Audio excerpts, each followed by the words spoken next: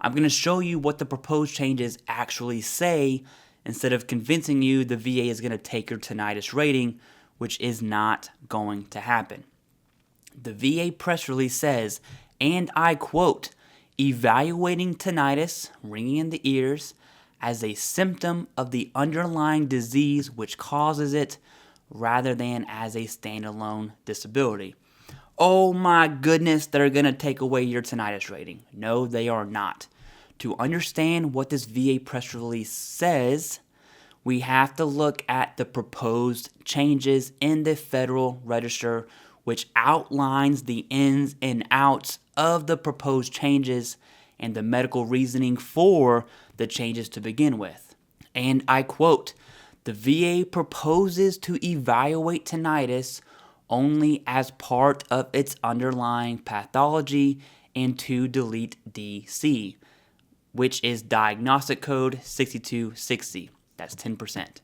In other words, tinnitus will be compensated through application of diagnostic code 6100, 6204, 6205, 8045, 8046, and 9305, depending on its service-connected cause.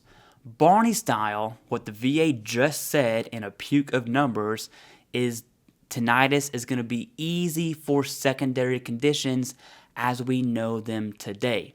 It's going to be easier to connect those via direct versus secondary.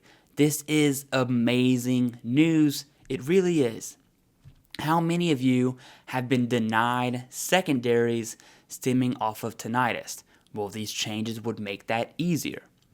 Let's take a look at each diagnostic code listed so we know what secondaries are going to be relatively easier to service connect as direct instead of secondary. 6100 is hearing loss. Another amazing change for tinnitus is that if you have hearing loss right now, it's more than likely going to be 0%. That's the most common rating for hearing loss. Well, with these changes, hearing loss with a symptom of tinnitus will be minimum 10%.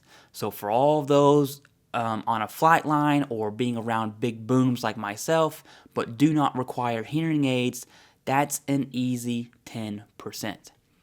6204 is peripheral vestibular disorders. So like vertigo, dizziness, stuff like that.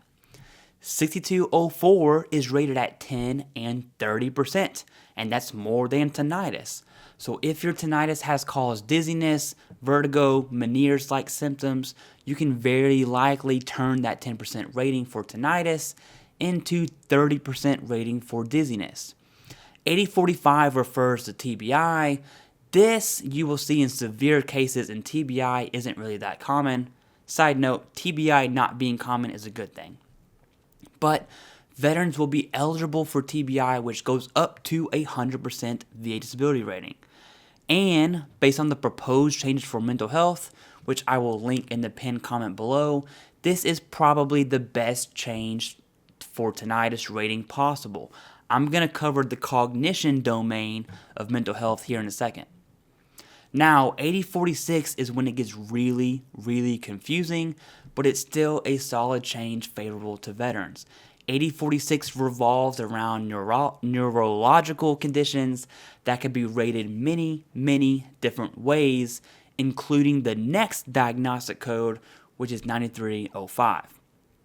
These conditions can also be rated under the mental health schedule, and I'm going to show you which part of the proposed mental health schedule this would actually fall under. So this is how mental health is going to be rated, and we're going to focus on tinnitus, TBI, and other neurological conditions, but the full description of how mental health will be rated is going to be below in the pinned comments. So it can be 100, 70, 30, or 50, 30, 10. And where you're going to see tinnitus really come into play, it's going to be cognition, the very first domain. There are 5 domains below. We're going to really hone in on cognition as a domain. There are aspects of each domain. So for cognition, this may include, but is not limited to, memory, concentration, attention, goal setting, speed of processing information, planning, organizing, prioritizing, problem solving, judgment, making decisions, or flexibility in adapting when appropriate. So that's what cognition means as defined by the proposed rating schedule. Each domain has a level of impairment from 0 to 4, 0 being none, 1 being mild impairment, and it has an amount that occurs less than 25% of the time. Number 2 is moderate impairment, 25% or more of the time, or severe impairment that occurs less than 25% of the time. So it can be 25% of the time, like number 1, but if it's more severe, it'll be rated as a 2. Severe impairment, and then total impairment that occurs 25% or more of the time. And we're going to go into what each of these mean for cognition.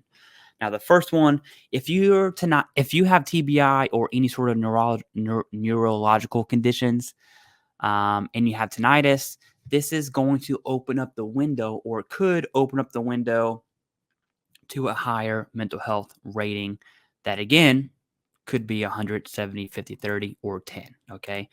So if you have TBI or any of the other conditions, you're more than likely not going to be a 0, okay? We can almost scratch that out for TBI specific. Now, looking at mild impairment, slight difficulties in one or more aspects, okay? The aspects are up here. Remember that do not interfere with task, activities, or relationships. So how mental health is rated right now, it's January of 2023. We have social and occupational impairment. What the proposed changes has kind of narrowed that down a little bit, and now we're talking about task, activities, and then relationships. So it is the same thing as social and occupational impairment, but it's more specific because there's 5 domains. This is 1. Each domain has their own aspects. And now we're looking at, for mild, that do not interfere with the task, activities, or relationships. Moderate is clinically significant difficulties. And I want to pay attention to the language here in the proposed ratings. Clinically means not a self-report, okay? So medical evidence, treatment plans, whatever physical therapy for TBI looks like, I don't know, but I could probably assume it really sucks. That's going to come in clutch for at least getting a 2 or higher in the cognition domain of mental health. And then we see in 1 or more aspects that do interfere, right? So number 1 is that do not interfere. For a 2, that interfere with task, activities, or relationships. Let's go down to severe. We're looking at serious difficulties in 1 or more aspects of cognitive functioning. So again, same thing we're talking about up here, but now they're more serious. They're more severe. Functioning that interfere with task, activities, or relationships. So 2 and 3 are going to be neck and neck, okay? I would like to see the VA kind of describe what severe or serious difficulties look like. I know they have a weight occurring to it, right? Impairment that occurs 25% or more of the time, or total impairment that occurs less than 25% of the time. I want to know, what does that actually look like? I'm not a psychiatrist, but for VA purposes ratings, what is the criteria that's really going to move you from 2 to 3? And the 3 is a big deal based on how this is going to be rated. So a level 3 in one domain is an automatic 70%. So having 1 level 3 is going to be crucial. Or having 2 level 3s is going to be 100%. So yes, understanding how the VA rates a 2 to a 3 for cognition is critical. And that same applies for all the other domains in mental health. Then looking at total, profound difficulties in 1 or more aspects functioning. And then look at this language here, that cannot be managed or remediated. So your treatment plan is not working. Incapable of even the most basic task.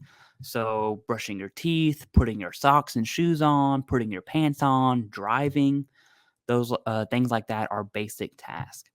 Within 1 or more aspects of cognitive functioning, difficulties that completely interfere with tasks, activities, or relationships. So how I'm seeing this is 4 is going to be very, very It's going to be very upfront, and you're going to know the average person with a severe TBI is going to know that they rate a 4, okay, based on this. The question is, well, what about 2 and 3? What does that look like? All in all, these changes for tinnitus are favorable for both veterans that are already rated and those active duty right now at this very second who will be directly affected by these changes. These changes are not a bad thing at all, which is why it's extremely important for veterans to educate themselves and be selective when they hear information, especially on YouTube.